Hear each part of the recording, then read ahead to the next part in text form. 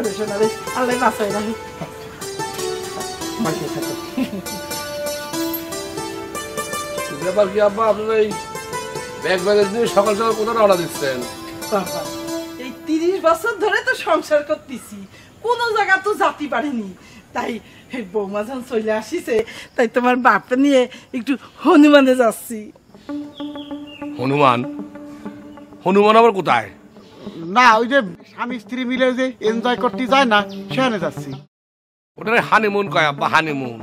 ও honeymoon, sorry একটু mistake হয়ে গেছে। যাই হোক, হানিমুনে যে যাচ্ছেন এটা কোন ধরনের বিষয় হলো? বিয়ের পরে আমরা না হানিমুনে যাব, আপনারা দুজন হানিমুনে যাচ্ছেন, এর কিরকম একটা ব্যাপার হয়ে গেল না? এই আমাকে বংশের যে একটা ঐতিহ্য আছে, বংশের রেওয়াজ আছে, সেটা কি তো মনে করাই দিতে হবে? হ্যাঁ, এটা কিরম কথা করছি? অন্যান্য বংশের যে যা করে আমাকে তা উল্টো করা লাগে, তা জানিস না? সেটা করলে তো বংশের ঐতিহ্য থাকে না। এখন নতুন বৌমা ঘরে আইছে, হ্যাঁ, তাক নিয়ে তো 420 করলি তো সে জমিদারি ভাব চলে আসবে তারই মধ্যে। আমাকে বংশের ঐতিহ্য করাম সাঙ্গে উঠবি, বুঝছিস?